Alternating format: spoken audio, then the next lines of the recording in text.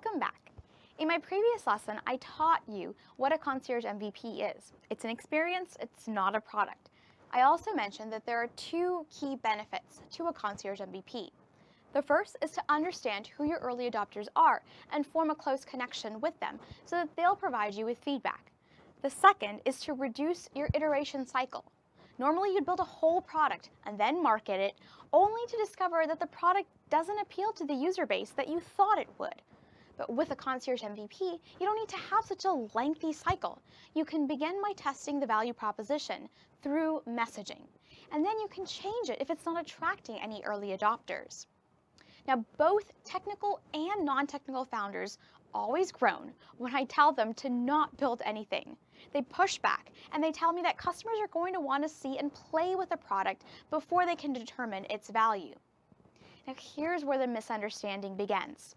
Too often we think that the value comes from features, when really customers value a product for its benefits. Let me tell you a really simple story to illustrate my point. I had a student who was pretty confident that she wanted to build a product that helped private practice doctors retain their patients. She even had the mock-ups ready, and she was ready to hire someone to build the product. But I told her, don't build anything just yet, and don't even bother showing the mock-ups during an initial conversation. She was a little reluctant, but she agreed to my experiment. So she approached several doctors in her city and asked them if they had any problem retaining patients.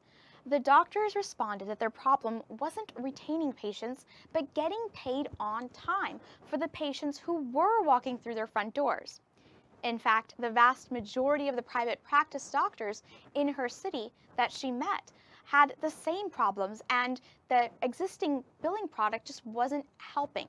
They needed to reduce the time it was taking for them to collect payments. The benefit that they were looking for was getting paid on time. Imagine what would have happened if my student had conveyed this benefit rather than the one she thought before. Well, they'd probably be interested in signing up, and that's exactly what happened next.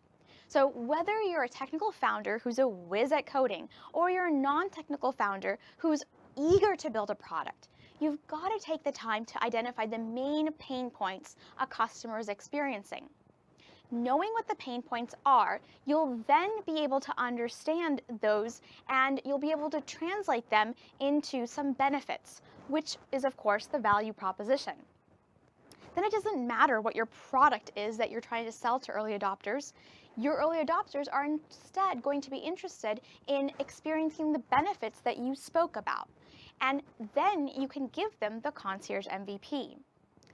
In the next lecture, I'm going to provide you with some examples of successful startups that began as concierge MVPs.